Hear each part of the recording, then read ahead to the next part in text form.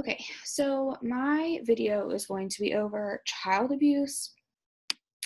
And so, just to start off, there are four different types of child abuse: neglect, emotional abuse, physical abuse, and sexual abuse. The CDC does tell us that the prevalence of this is 1 in 4 children will suffer abuse. And they also say on the website that an estimated 702,000 children were confirmed by CPS as being victims of abuse and neglect in 2014. That is a staggering number. And often, according to education.stateuniversity.com, oftentimes the cause of child abuse is parents who are drug addicts, alcoholics, and those parents are 3 to 4 times more likely to abuse or neglect their children than parents who are not substance users. They also say on the website that 85% of states that report statistics for child abuse and neglect cite parental substance abuse and poverty as the top 2 issues related to child abuse and neglect. So, their younger children are more prevalent to things like shaken baby syndrome, which unfortunately claims more lives than it should.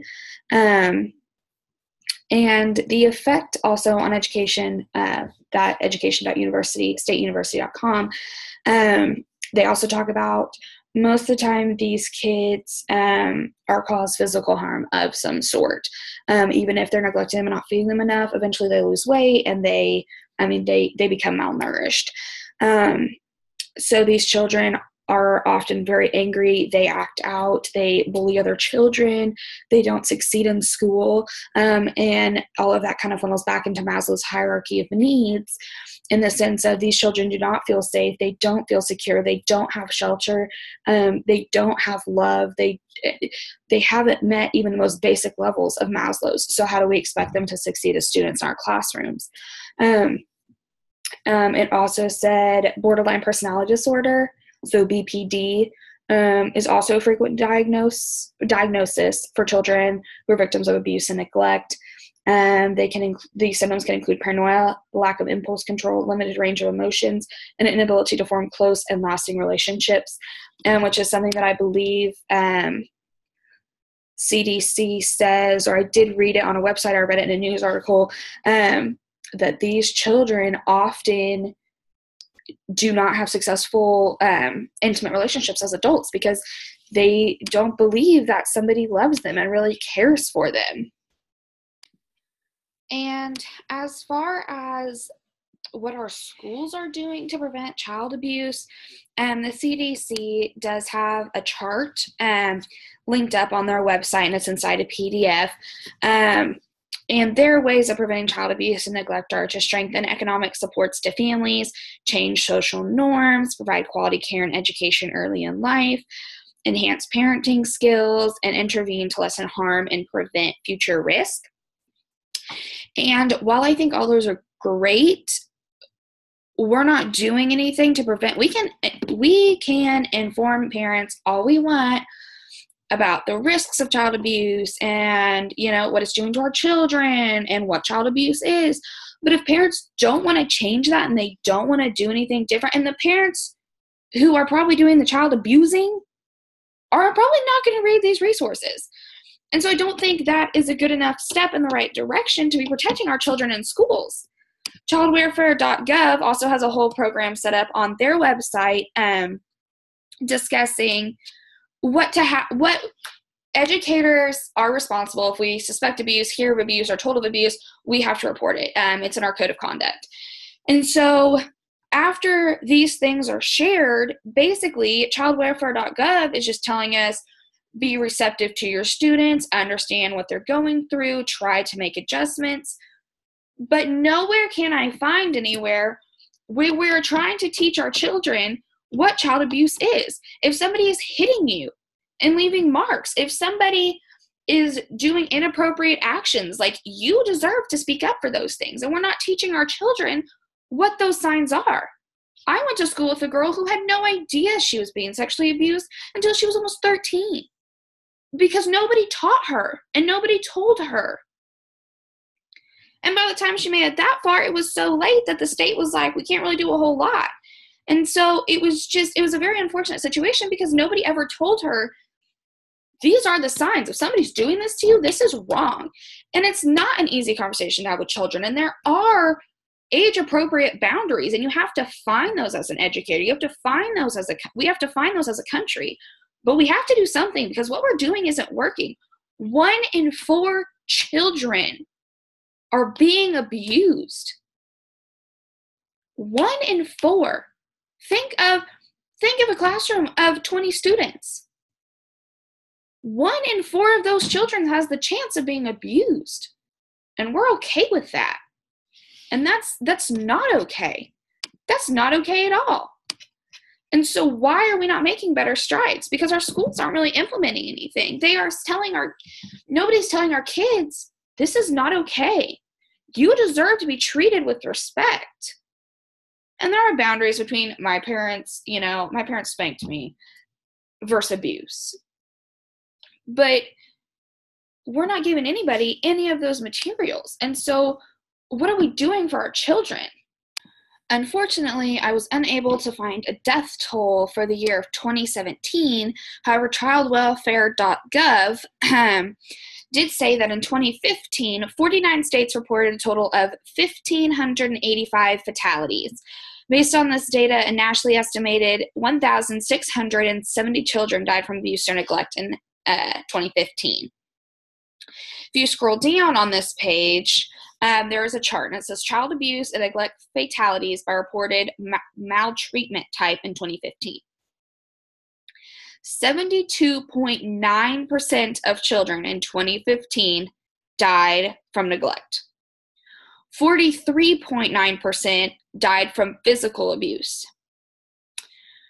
Those are the two measurable ones, 1.2 from sexual abuse, 1.1 from psychological abuse, 7.3 from medical neglect. And this is a 2015. And so who knows where we're at now? I did look, and I spent a good 20 minutes trying to find something, and I could not, unfortunately. So to answer the question, are these currently working? No. What we're doing is not currently working. It is not. You know, I follow the news. I'm an avid news reader, and I feel like more and more we're reading about kids who are going missing strangely and have, weird circumstances surrounding their disappearance. And more kids that are dying of child abuse, people who are killing their kids over remote controls. And that's not okay. I don't know in what world we began to think this was okay. That little boy, Lucas Hernandez, that's been missing for over 3 weeks now, that situation is ridiculous. And his abuse was reported. And nobody stopped it.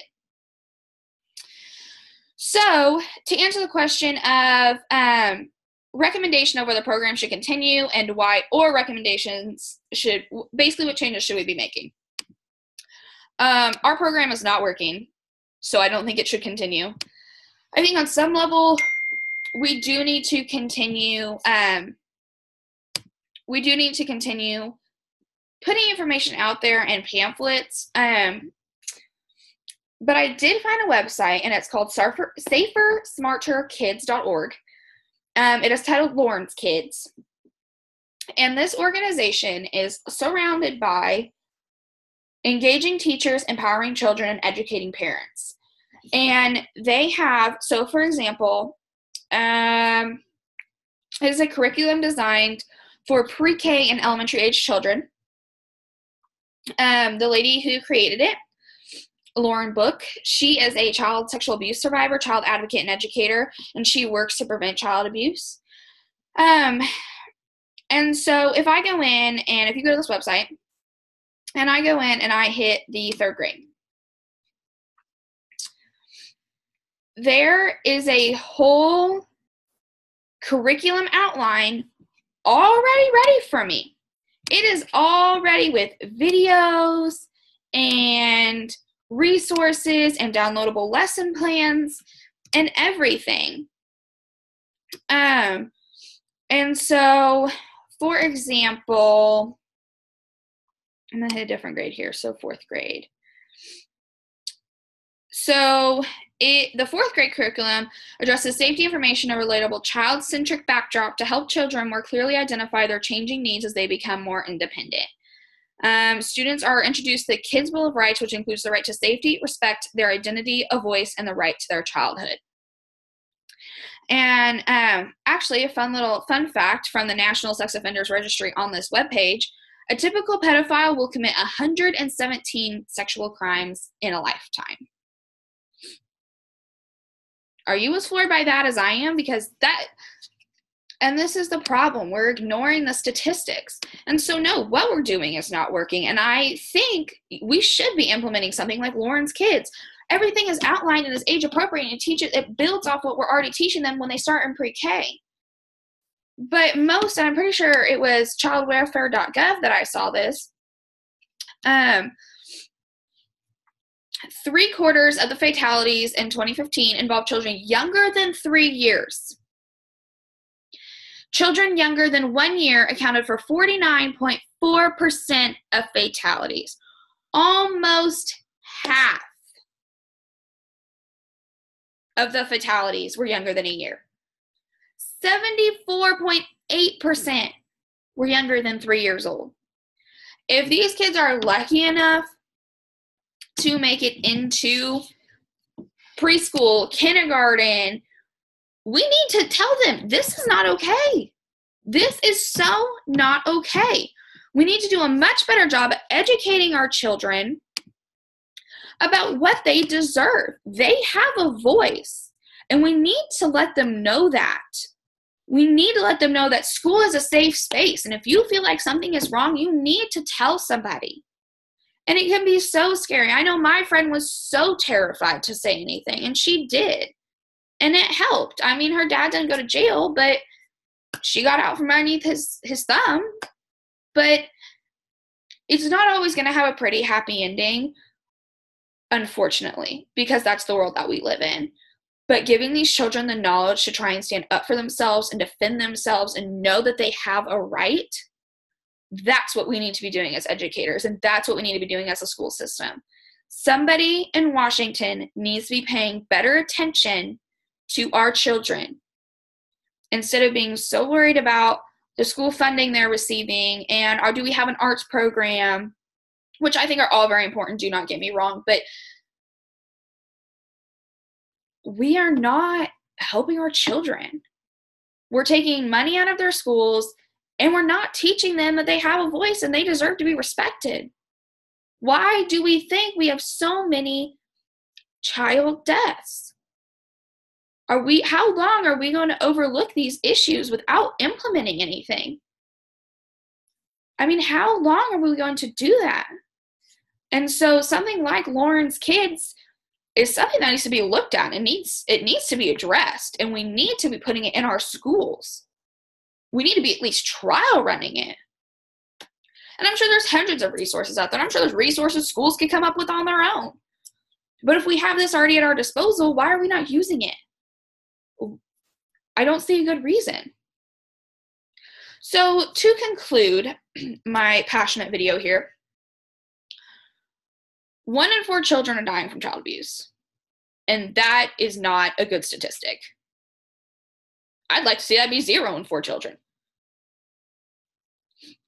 We are not doing enough in our schools to prevent this. We are not giving them enough we are not educating them enough to tell them this is not okay. We can educate parents all we want, but like I already said, the parents that really need to hear it are not the parents who are going to care. We need to teach our children school is a safe space and they can tell us. And while we need to know how to deal with these abuse victims after it's been reported and they've been removed from that home, we need to know how to deal with them before it's happening. We need to teach them how to deal with it while it's happening. We need to teach them, talk to somebody. We need to be teaching them what is right and what is wrong. Because these kids, it's not like they're just out there in the world learning right from wrong. They're being told at home, you don't say anything, this is okay, so on and so forth. They're not going to go to school and question it. That's supposed to be their parent. And so we need to be doing more in our schools to benefit our children.